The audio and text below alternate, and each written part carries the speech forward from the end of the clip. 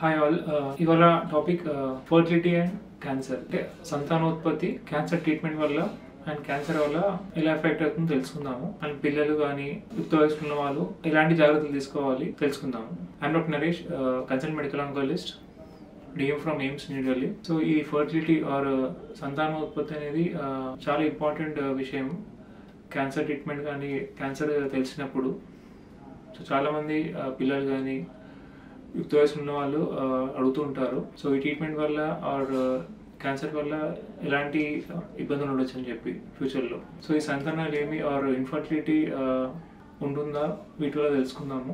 So ముఖ్యంగా మనకి cancer రకం బట్టి ఉంటుంది. లైక్ కొన్ని క్యాన్సర్ వల్ల ఏవైతే అవయవాలు ఉన్నాయో, లైక్ మహిళల్లో అండాశయం ఎఫెక్ట్ ఛాన్స్ ఉంటుంది.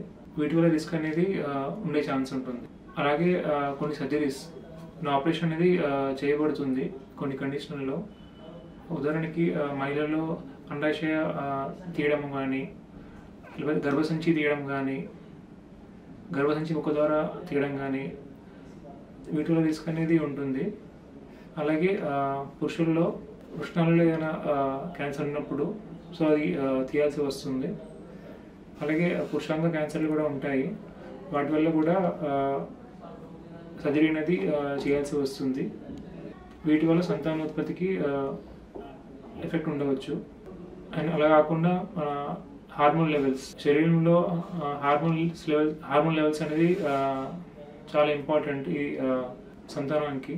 సో మహిళల్లో estrogen hormone and progesterone hormones ఉంటాయి. ఇది క్యాన్సర్ వల్ల కావచ్చు. సో క్యాన్సర్ వల్ల ట్రీట్మెంట్ వల్ల కూడా ఈ లెవెల్స్ అనేది ఇంబ్యాలెన్స్ అయ్యే ఛాన్స్ ఉంటుంది.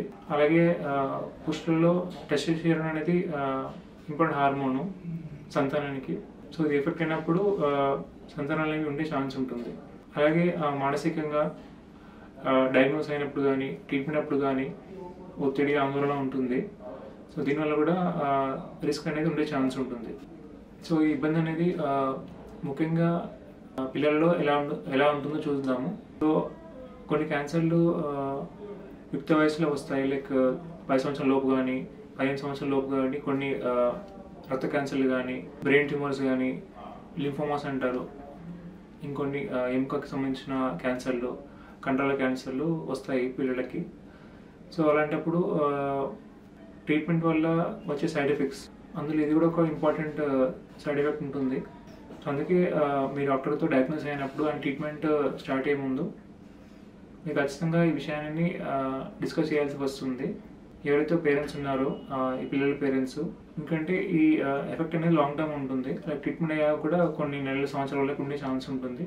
సో అలాంటప్పుడు వాళ్ళకి ఫ్యూచర్లో సంతానం ఇబ్బంది ఉండే ఛాన్స్ ఉంటుంది. అలాగే మహిళల్లో అర్లీ మెనోపాజ్, అంటే నెలసరి త్వరగా అయిపోయే ఛాన్స్ కూడా ఉంటుంది. ఇంకొకరు లైక్ యుక్త వయసులో ఉన్న వాళ్ళు, లైక్ కొత్తగా పెళ్ళైన వాళ్ళు కావచ్చు. ఇంకొకరు ఒక బాబు ఉండి ఇంకో బాబు కోసం ప్లాన్ చేస్తుండొచ్చు. సో వాళ్ళకు కూడా మేము చెప్తాము, లైక్ క్యాన్సర్ డయాగ్నోస్ అయినప్పుడు అండ్ ట్రీట్మెంట్ స్టార్ట్ చేసే ముందు ఇలాంటి రిస్క్ ఉంటుందని వాళ్ళతో డిస్కస్ చేస్తాము. అలాగే డ్యూరింగ్ ట్రీట్మెంట్ అప్పుడు కూడా మేము వాళ్ళకి ఎక్స్ప్లెయిన్ చేస్తాము, లైక్ ప్రెగ్నెన్సీ ప్లాన్ చేయొద్దని చెప్పి. ఎందుకంటే ట్రీట్మెంట్ అప్పుడు మనం ఇచ్చే మందులు, లైక్ కీమోథెరపీ మందులు, టాబ్లెట్స్ కానీ గర్భంకి ఏదైతే గర్భం ఉందో ఎఫెక్ట్ అయ్యే ఛాన్స్ ఉంటుంది. వీటి వల్ల కొన్ని బర్త్ డిఫెక్ట్స్, పుట్టినప్పుడు లోపాలు చూస్తూ ఉంటాం పిల్లల్లో.